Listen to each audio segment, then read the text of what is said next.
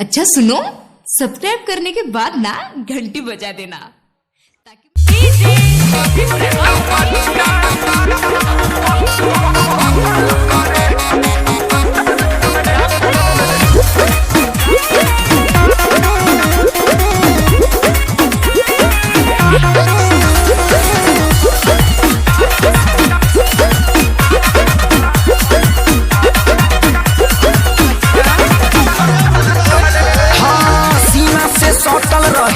हरदम समीज हो ओढ़नी तोहार भइल बा बदतमीज हो सुना ना हो सीना से सटल रहे हरदम समीज हो ओढ़नी तोहार भइल बा बदतमीज हो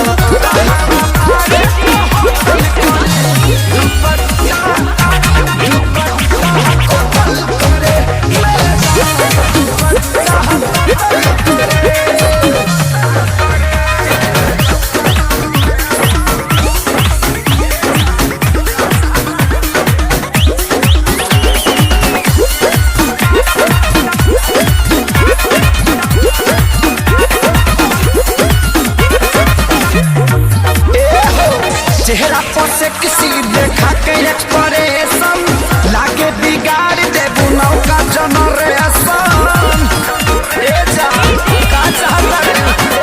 चेहरा पर से किसी देखा के एक्सप्रेशन लागे बिगाड़ देबू नौका जनरेशन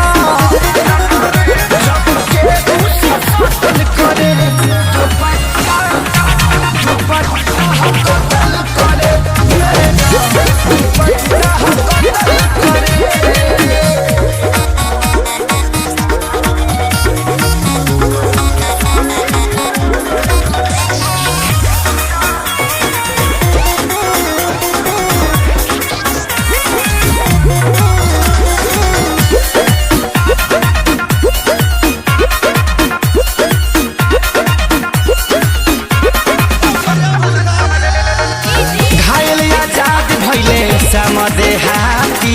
देखी विवेक अपन पीटल छाती आइल बात मोइबू का घायलिया जात भइले सम देहाती देखी विवेक अपन पीटल छाती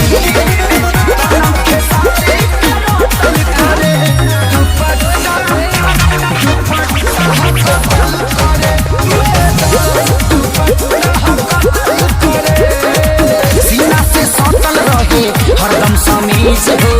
ओढ़नी तोहार भइल बा बदतमीज हो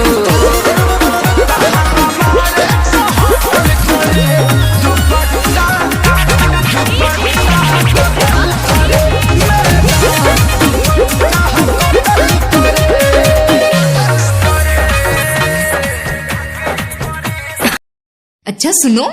सब्सक्राइब करने के बाद ना घंटी बजा देना।